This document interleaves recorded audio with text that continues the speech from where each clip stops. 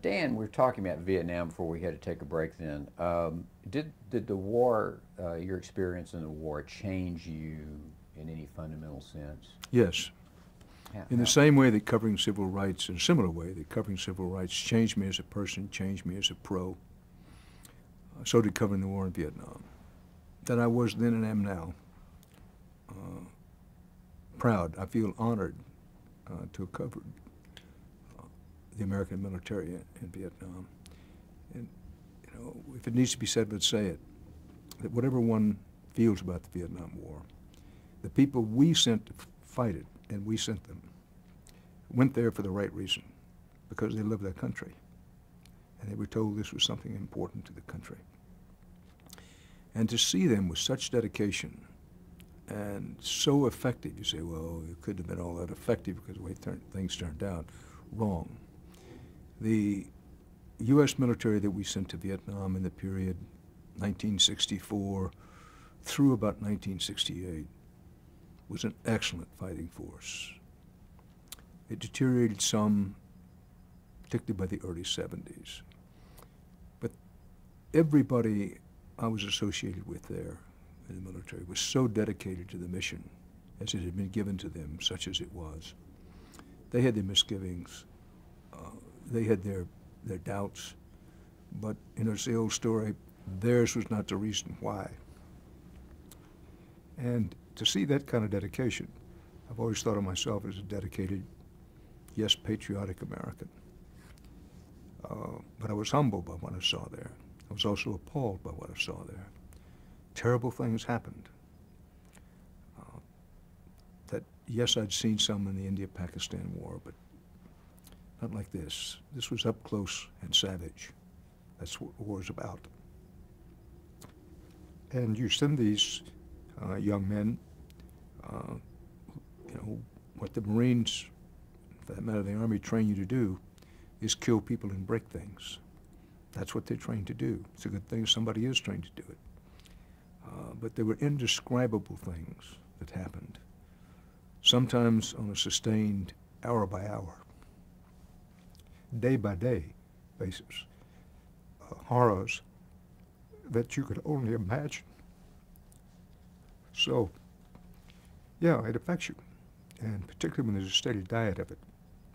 And those days, so much different, no cell phones, it was completely different. We would go in the field and spend weeks in the field and go, frankly, looking for and sometimes finding one firefight from another to another, one pitched battle to another, sometimes small, sometimes large, and see young people. You know, a captain might be 24, 25, 26 years old.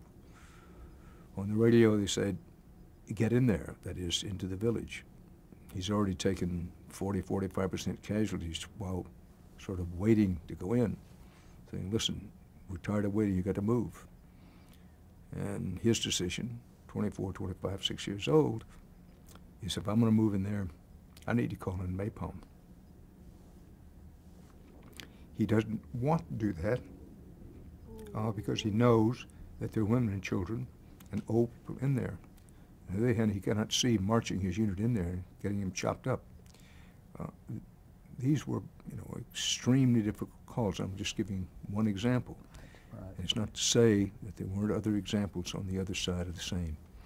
But you can't go through that and not be changed as a person and as a pro.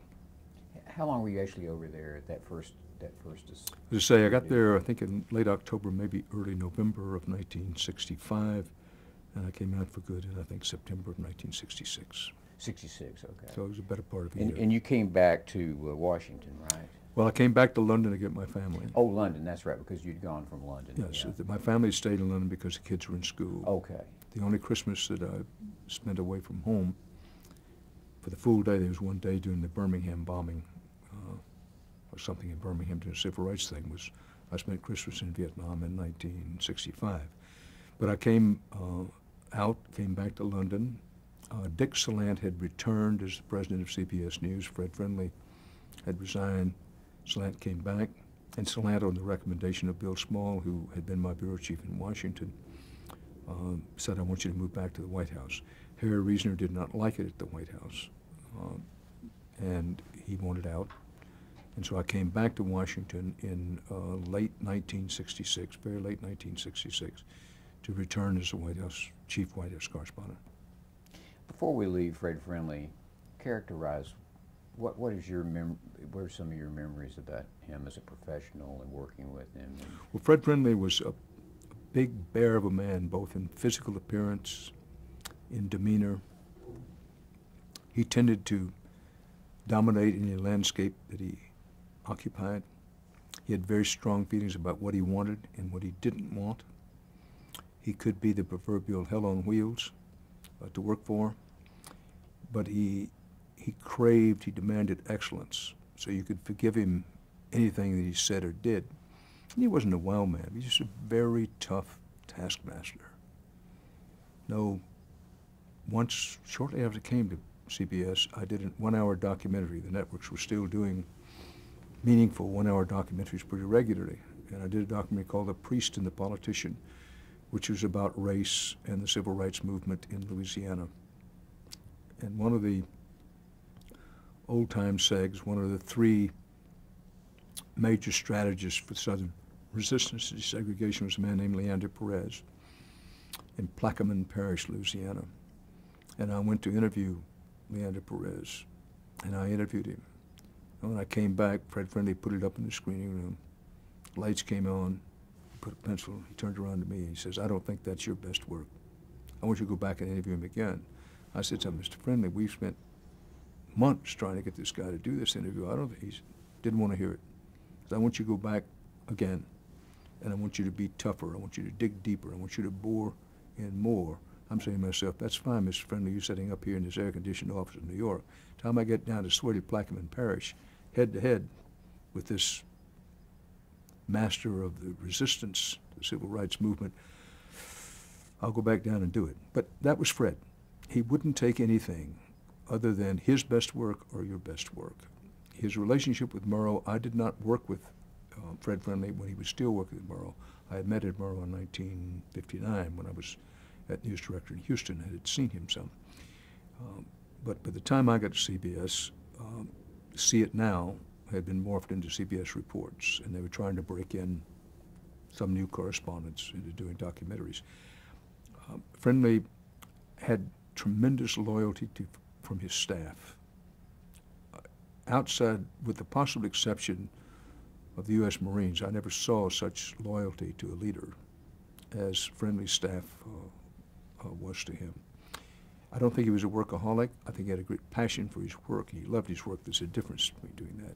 He worked long hours, weekends, holidays, expected everybody else to do the same. He was articulate in a rough-hewn way. He had a good sense of humor, New York humor.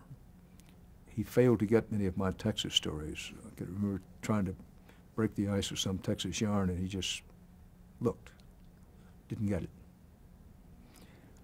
He had high ideals and high standards.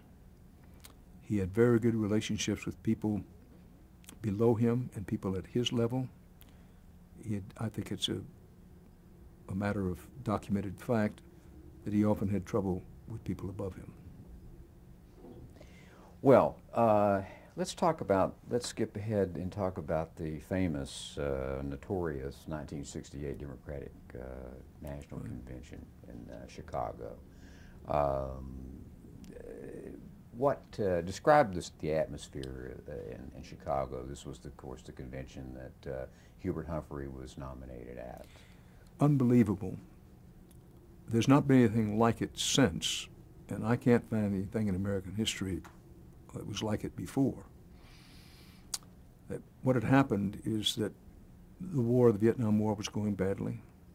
Lyndon Johnson was losing the support of the people, and he knew it. Dr. Martin Luther King had been assassinated. Senator Robert Kennedy had been assassinated. Others will have to speak for President Johnson, what was in his mind. But as a White House correspondent, I believe the situation to have been President Johnson was weary. He cared deeply. I've never met a president who didn't care really deeply. And Lyndon Johnson cared. He cared about what was happening to the country. He cared about what was happening to his party. He cared about what was happening to him politically. He didn't want to run against Robert Kennedy. And the combination of those factors, all of that, had him announce that he would not be a candidate for re-election in 1968, which he could have been. And at one time, he really ached to run against Richard Nixon before he decided to say, I'm not going to be a candidate in 68. He really tried to help Richard Nixon become the Democratic nominee because he ached to run against him. He thought he could beat him. He thought it was important to beat him. But now we're in the early stages of 1968, and Lyndon Johnson has announced that he will not be a candidate. But then Senator Kennedy was assassinated. I can't prove it, but there's a lot of evidence to support my belief, which was then and is now, that after Robert Kennedy's assassination, that President Johnson then wanted to re-enter the arena, but he couldn't quite figure out how. But he came up with, mind you, this is my view. Historians will have to make a judgment. As the summer went along, he came up with the idea, the plan, if you will. He was going to strike a new rapprochement with the Soviet Union, with the height of the Cold War. He was going to meet with the Soviet leader and come up with a new peace in the Cold War plan. He intended to go to Chicago and enter Chicago and have the convention say, we have to go with Lyndon Johnson. He had Governor John Connally working with him, and I believe they came to Chicago believing that Hubert Humphrey was not a cinch to beat Richard Nixon, that Johnson would be a better candidate, and Johnson wanted to hold on to the presidency. Senator McCarthy, Eugene McCarthy, was a factor with young people. This was the political environment in which we came to Chicago. President Johnson arranged to have the Democratic Convention in Chicago in a deal with the then Mayor Daley. And the deal was as follows. Okay, Daley, I'll bring the Democratic Convention to Chicago, but you know the atmosphere in the country. I've got to have your assurances that you're going to keep control. Daley, you bet. So they gave it to Chicago. Lyndon Johnson arranged it. He goes to Chicago hoping against hope that somehow he can get the convention going his way. But just before he gets to Chicago, a decisive thing happened. The Soviets invaded Czechoslovakia at what we call the Czechoslovakian Spring of '68. Some of the forces for freedom and democracy that later came to fruition in the very late 1980s and 1990s were beginning to bubble up from the bottom. The Soviets came in and crushed it. They crushed it just before President Johnson was to go.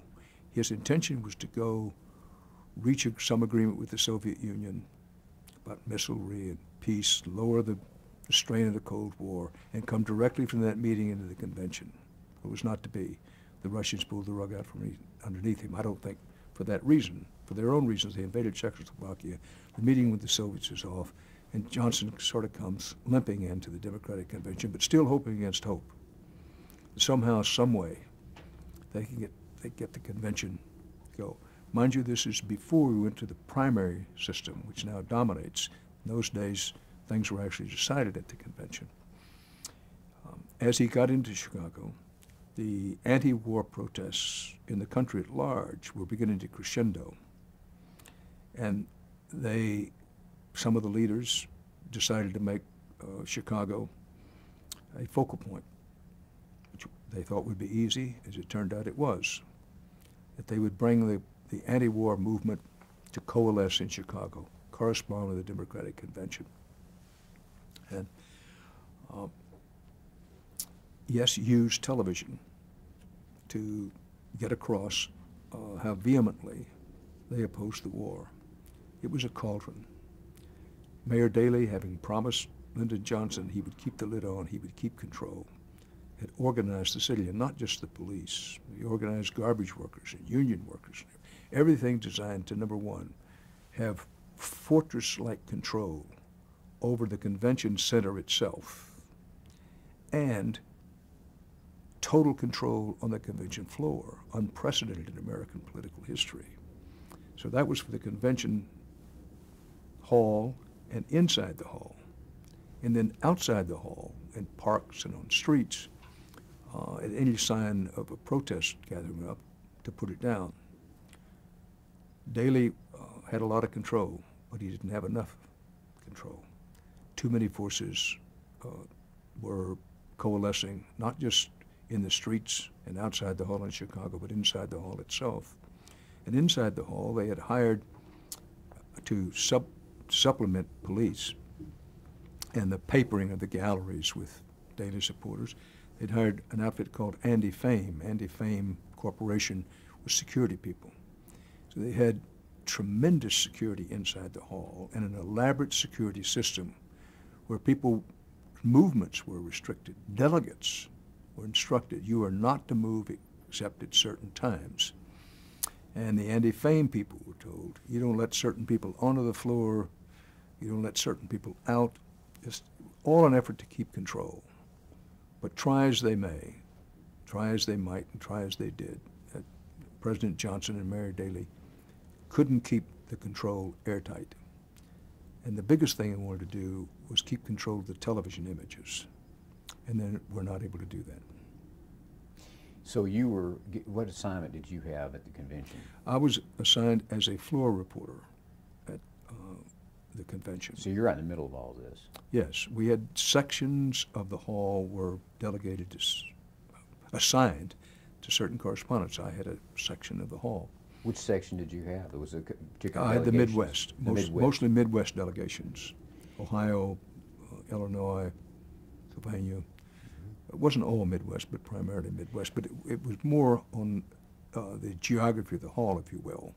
And delegations were assigned places in the hall based on the strength of the delegation. So while I did have, my recollection was a number of the Midwest states, I had some others as well. Well, at some point you were talking, I think, to Walter Cronkite, of course, was doing the anchoring. And you had an incident with some of these folks that you just described. Well, what happened there was an effort to limit what reporters could do, limit our movement, limit our access. For example, once you came on the floor, you couldn't get off the floor.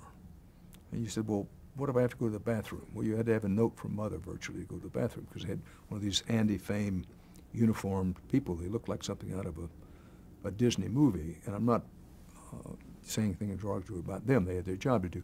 But it was all about total control. Now, what happened with that incident, that delegates had been told you can only move at certain times. And a Georgia delegate got up from his seat and started for the aisle. He has a delegate badge on. As I understand it, he was told by somebody at the end of the aisle, you can't get up now. And to my opinion, quite rightly, he said, I'm a delegate. Here's my delegate badge, here are my credentials. I'm a delegate, and I want to walk around a bit. They said no. He basically said, to hell with you, I'm going to do it. So he walked. So he started walking. I didn't see all that in the beginning. This filled in later. By the time I saw him, here was a picture I saw. I'm standing in an aisle, one of the main aisles, and I see coming a man with a Georgia delegate badge. He clearly was a delegate, had a badge on and everything. And there were some people in civilian clothes, not police clothes, who had him by the arms, had his feet virtually off the floor, and they were quickly trying to escort him off the floor. This is a story. Delegate seems to be, he's either being subjected to some kind of thuggery, or he's being hustled off the floor for some reason. And all kinds of things. You know, what is this man, an imposter? Has he assaulted somebody? What's going on here? And so, in full rig, we had earphones and radio transmission and a microphone. I basically asked the reporter's question, of, sir, who are you? What's going on? What's happening here? The goal of the people who had him was to get him off the floor and out of there as quickly as possible. There was a gate, an exit turnstile with an Andy Fame person. All this is happening very quickly, but I can see, well, they're trying to get him out that gate. If you get him out that gate, that turnstile, I can't talk to him. So I kept putting the microphone up, I brushed the microphone away, elbowed me out of the way, so trying to kind of get in the middle of them, and I tried to stand in front so they'd have to slow down at least to say, "Tell me, sir, what's going on." And at that point, having elbowing one thing or another, then a guy delivered a very effective punch. I think this guy had some boxing training, because he brought a punch up, with the elbow in right off his legs, hit me in the solar plexus and knocked me down. And they whisked this guy on out. And so that's basically on the air, weren't you? Yes, we were on the air. What happened was Jimmy Wald, who was a floor director in the anchor booth, which is high above all this with Walter Cronkite, was using his binoculars. And he saw me get knocked down and said to Walter, something happened down there with Dan. So Walter Cronkite came to me just about the time, just before I got hit. And that was on the air? That was on the air. It was live television. Live television was still something fairly new in those days. Were you injured? Well, I hurt. I understand. But no, I wasn't badly injured. I boxed a little bit in high school and been knocked down before and since. And did the Daily People give you any kind of explanation? No. We had no clue as to what was happening. I mean, they whisked the guy out the turnstile and he was gone. Walter talked to me. We then started trying to find out what was going on. But, of course, the big fog envelops. Nobody knew anything. Who are these people? Have no idea. What do you mean have no idea? They've hustled a delegate off the floor. And at one point, much later, the Secret Service did look into it. And the next night at the convention, they brought a man, they pointed a man out to me who said, we basically think this is the guy who hit you. They had studied the videotape, one thing or another, and said, do you want to bring charges on him? And I thought about it for a half a second, said, let me check with my bosses, and we said, look, it was last night, it's beyond us, there's enough chaos. I mean, the whole city, not the whole city, but large sections of the city were exploding with difficulty. The convention itself was careening near out of control. And yes, the whole world was watching. And so I basically said, well, no, I don't think bringing charges against him. I just as soon as he didn't get my area code again, but I don't want to bring any charges against him. Well, arguably, the 1972 Democratic Convention was probably the last one that was that tumultuous or had anything close to it being tumultuous. I say arguably. Well, not only arguably, I think it's true, because partly as a result of what Norman Mailer called Miami and the siege of Chicago. The Republican convention that year was a very interesting convention. This is the one that nominated Richard Nixon, having beat back a real challenge from Ronald Reagan, an up-and-coming Ronald Reagan in 1968. So the Republican convention in Miami, the Democratic convention in Chicago, paired together. I don't think there had ever been two conventions of such importance and getting that much attention. But remember that in the early 1970s, while some of the country had the primary system, there was what was called reform, and the old convention system, that is where you had local conventions to state conventions to national conventions, the things were actually settled at the convention. The primary system sucked the influence and power away from the convention. So by 1972, and ever since 1972, increasingly, everything's decided, orchestrated, and scripted before you ever get to the convention. Well, that leads to the next question. You've covered all these conventions in one way or another, either as a reporter or as an anchor. Are they worth covering anymore? Well, they're certainly worth covering. The answer is yes, they're worth covering. And I believe in gavel-to-gavel coverage, that while they are more, I started to say propaganda, and I'll go ahead and use it. They're more partisan political propaganda now than anything else. Nothing's decided at the convention of any importance. In 1968, they still decided on the party platform at the convention. They decided on the candidates at the convention. Now, none of that is, that's decided before you ever get there. But having said that, I think it's important that we have gavel-to-gavel coverage. I think where we are as we talk at this particular moment in time, the question is whether the major over-the-airways networks, which are the only ones who can reach the total U.S. population, cable and satellite people have to pay for it. A lot of people don't. Whether they should cover the conventions. We at CBS, NBC, ABC should cover the conventions, if not gavel to gavel as we once did not so long ago. Whether we should dedicate large hunks of prime time, evening time viewing to that. I favor that, but I understand why those who have decision-making power at the networks have decided otherwise. And they have caught me and other reporters who believe as I do in a bit of a contradiction, because on the one hand, this is what they say to me: Dan, you tell us with all of your experience as a political reporter that nothing gets decided at these conventions anymore, that they are an infomercial for the parties. And on the other hand, you say that we should give huge amounts of time to them. And I'll have some trouble reconciling this. What we have right now is the cable networks and satellite networks to a degree are there for, if not gavel-to-gavel coverage, something akin to that. But as bad as they are, and I do think they are bad, the conventions now, in the sense that they just pump out the partisan political propaganda, that if you watch and listen carefully, that you learn things despite them. And also, we're in a period where I think the responsibilities of citizenship are not in the forefront of people's minds as much as they were, and particularly in a presidential election year.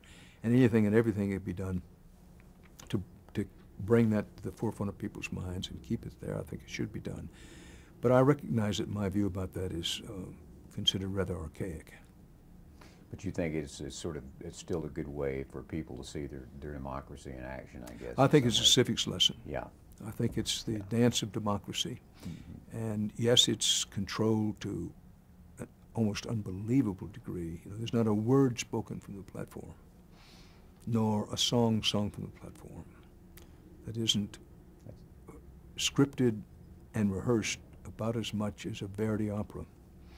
But again, I come back to, if you watch and listen carefully, you'll learn, and it's worth learning. It's kind of like what criminologists used to do. They used to read him who was standing on the Lenin's tomb. Right? That's true. True. Let's talk about Nixon just here, and what I want to talk about, really kind of focus on it first, is really, I want to get into some depth a little bit about Nixon's administration and his relationship with the press. But I think we need to change tapes first. Okay. Because well, there's no